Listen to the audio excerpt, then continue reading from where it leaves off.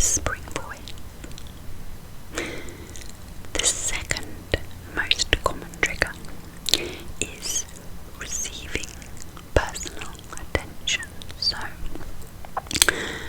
having your hair cut, your nails painted, maybe your ears cleaned, whilst the service provider speaks gently to you. Other triggers include relaxing hand movements, nail tapping or scratching, brushing sounds, lip smacking, repetitive but mundane sounds. So one of the most popular is listening to the turning pages of the book.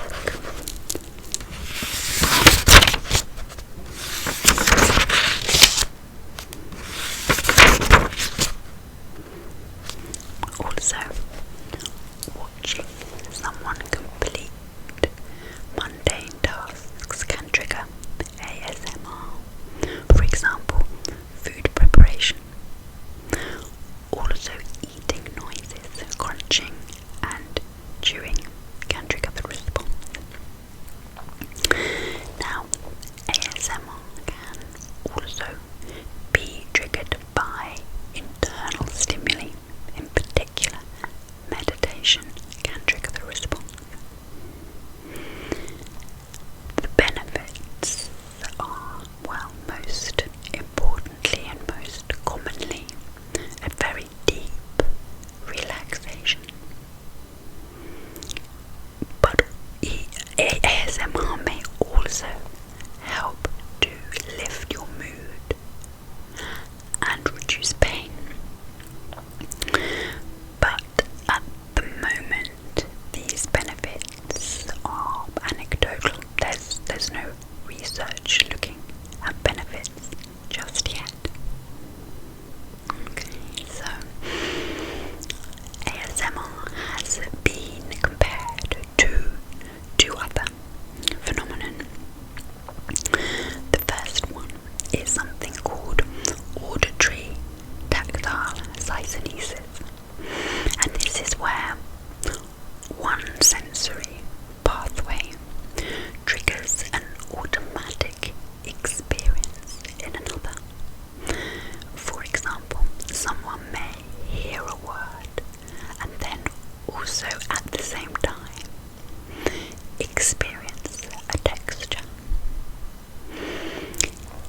It's also been compared to something called frisson, which is the French word for shiver. And the best example of this is when you get goosebumps when you're listening to a piece of music. Okay, so let's talk a little bit about the history of ASMR. Now, interestingly, Virginia Woolf seems to describe it in her 1925 novel, Mrs. Galloway, where she describes the way that a nursemaid talks to a patient. I'll read you the passage now.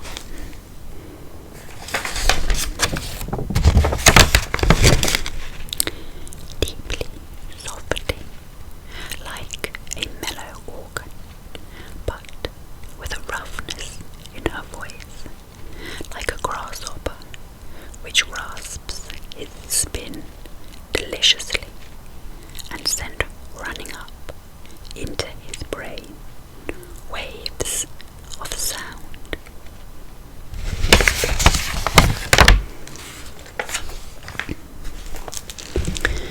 In terms of the contemporary history of ASMR, in 2007 there was a post on a health forum where someone described an experience that they'd had